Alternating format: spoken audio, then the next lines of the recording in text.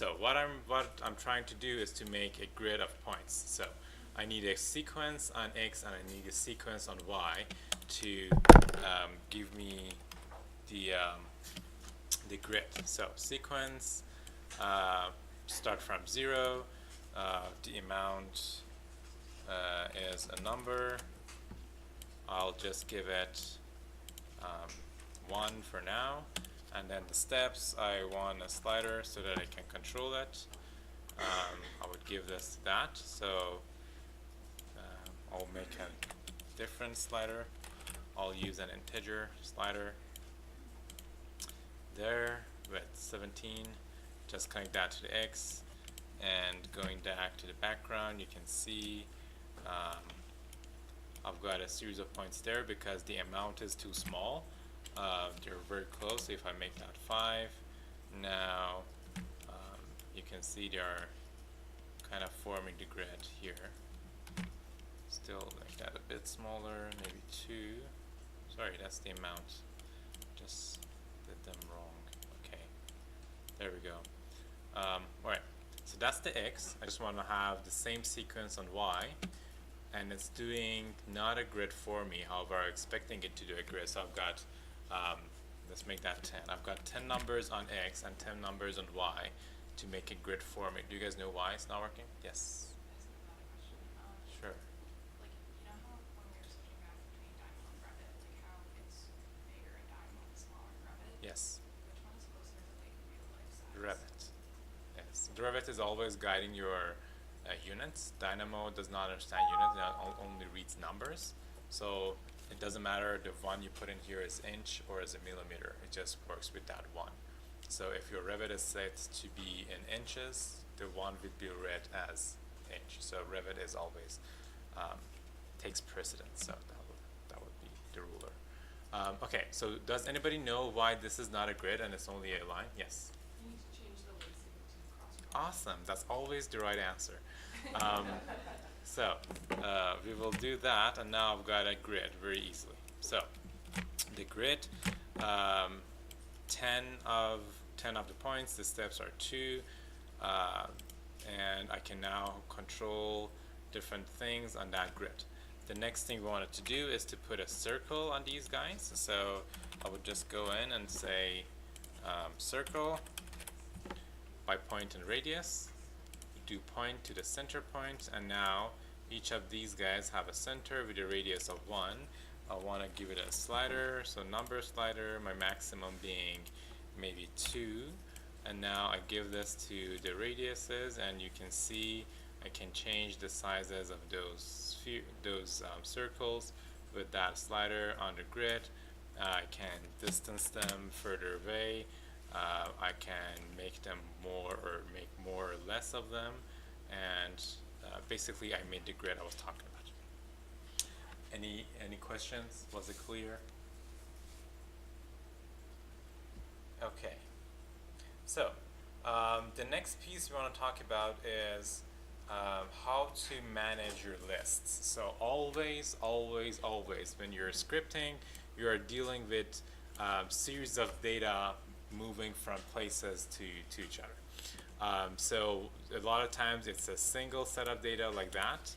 The way to see what is happening there is always to have a watch and connect things to it. So this is a single number of 3 that is going to that sequence, and then the result that is coming out of it is a list. So now this is the first time it is getting a bit more complicated. So instead of having only one number, you have a series of number.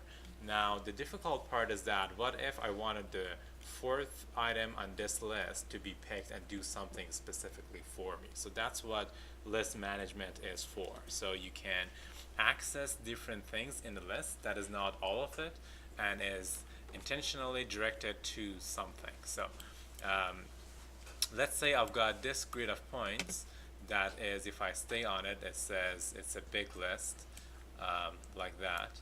But I can't pick each single one of these and do something with it. The way to do it is through a series of widgets that we're gonna see in a minute. But if I connect a watch function to my point list, you can see I've got levels of lists with points on them. If I go back to my geometry here and I zoom in on it a little bit, and if I move this to the side, not too sure why it's not working, but by selecting these, the points should turn to a different color and you should be able to see them. I don't know why it's not doing that, but usually it does that. Maybe I'm doing something wrong. But anyways, you have all these points are in a list, and the lists have sublists in them. That's what makes it even more complicated. So we're gonna get to that in a minute. So let's get back to our point example. I'm gonna delete everything here. Just go into the point by coordinates and give it a number value for the x. So the number is, in this case, 5. And I give that to the x. It has 1 point with the value of x being 5. What if I wanted to give it 2 x values for 2 different numbers? So I can copy and paste that, and instead of 5, this time I'm doing 17. And in Grasshopper, it was as easy as just holding shift and dragging that in. But this time in Dynamo, it doesn't do that. So it only receives one wire. The way to make this is to use a list. So you need to create a list that inherits 2 values of 5 and 17. So if I go in and say create a list, then I can say, okay, I've got item 1 and item 2, which is 0 and 1 actually. And then I would give this guy the list. Now, I've got a list of 2 items, that is 5 and 17, and it gives me 2 points of 5 and 17. So that's how you create a list. If you go into your library under core, under list, you can see a lot of different functions that you can do for a list of data. First thing is to create a list similar to what I showed. It doesn't matter how many items you're adding, you just need to put in something. So I can have different values and give them to different items. And you can see that these are shown up in my points. I could also have my ranges and sequences, and the other thing I really encourage you guys to do is to go through this list and see what are the functions available to you to work on your list. I'm going to show you a few of them for now, but I will leave this to you to explore all of them. So let's get another watch and get our points to it. And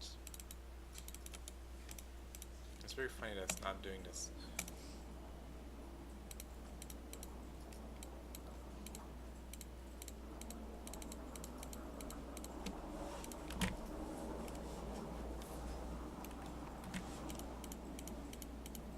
Okay, anyways.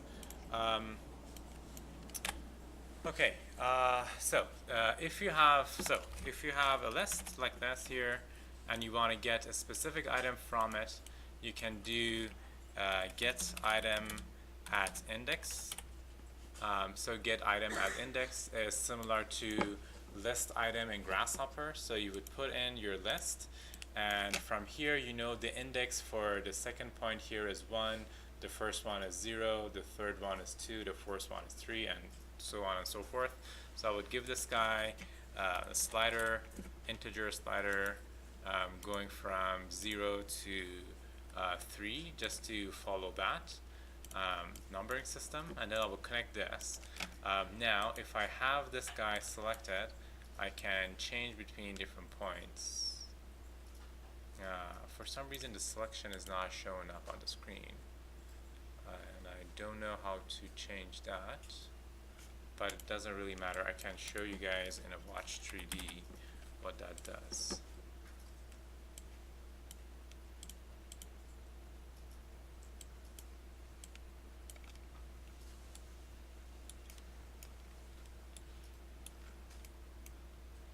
Okay, I can show you guys in a simple watch what that does. Okay, if I go to 0, it has the first point here, as you can compare these two and see. So the first point If I go to 1, it has the other one. If I go to 3, 2, or whatever, it gives me the item from the list out, and I can pick it and do something to it. So let's say instead of giving the circle to all the points, I just want to give that circle to this specific item that I'm picking, and by changing that, I can move my circle between different indexes in my list. So I've got a list of 4 different points, and I'm moving the circle around. If you don't know what is the number of items in your list, or if you want to get that number as a value, there's also another widget called, I think, list length, list count. In Grasshopper, it is list length. So it gets the number of items stored in the given list. You would just connect that to your list, and it will give you the result as being 4. Now you can use this in a lot of different ways, which we're going to get to in the next examples. The other thing you can do is, do you guys know what's flattening a list? What is a tree of data? That kind of thing in Grasshopper? Anybody talk to you guys about that? Yes? No, a little bit? Okay, so that's also very important. So similar to this, I said 50% of the time, this is the reason it's not working. The other 50% is because of the data tree that you're dealing with. So you have something that writes, you have, almost writes, so you have a list of 0, 1, and 2, and each of these have a sublist here of, again, 0, 1, and 2, and these are indexes to the items. So 0, 1, this could be one more, so 0, 1, 2, and 3, and then this guy has 0 and 1 maybe. And then each of these could have, again, sublists and subcategories. So this is one column, this is the next column, we could have more columns. So this is how you access your data. If I say I only want an index 0 out of this list, it's a little bit confusing that what I mean by index 0. Do I mean that 0, or do I mean all these zeros here? Which index I'm talking about. So if I get an item by an index and say 0, it may give me all these zeros from all these different subcategories. There's a widget called flatten that you can make this all back to one list. So if you push this all back to one list, instead of having this tree of data, you will have a row of data being 0. So with the values, let's say these are A, B, C, D, E, F, whatever. Then instead of them being in this order, you would just give them all in the flattened order. So as confusing as the explanation was, this is how it works. So a lot of times when the thing is not working, again, you're not addressing your data list correctly, you may want to flatten that. There are 2 different ways of flattening. So the one way is to just flatten everything. So you would give in your list, and it would flatten it all for you, which is in this case the same thing. In the next examples, when I've got a bit more complicated system, I'll show you how that would work. Let's do a list create, add one more item, get this, and then get a number. So now I've got a list of points and the numbers, and now you can see this is a bit more complicated. So my index 0 is 5, my index 1 has a list of points under it, and if I flatten this, now the result is, as I showed, everything is under one list. So that number and the points are all in one list. Indexes is starting from 0 going to 4. In this case, index 0 was 5, index 1 is 0 to 3. So it's a bit more layers built into it. Anyways, in the examples, it will become a bit more clear. So flattening will make all these trees back to one row of information, or you can chop a branch back, so you can go back branch by branch. So if I've got branch 1, the second branch is coming out of it, and the third branch coming out of it, you can just flatten one branch or two branches. That's another flatten that you guys have here, and it's called I'm sure it was there. So if I type in flatten, there. So this is the list, and this is the amount of flattening you want to do. We'll see this more. 50% of the time, the issue is coming from this. There, 50% is coming from that. So these are your friends you're going to be dealing with a lot. Okay. Now, the example I want to show you guys is to make the same grid that we were talking about last time, and now using this list get item from an index widget that I'm going to leave on the screen, specific points out of that grid, and assign circles to them. So I'm again going to stop recording.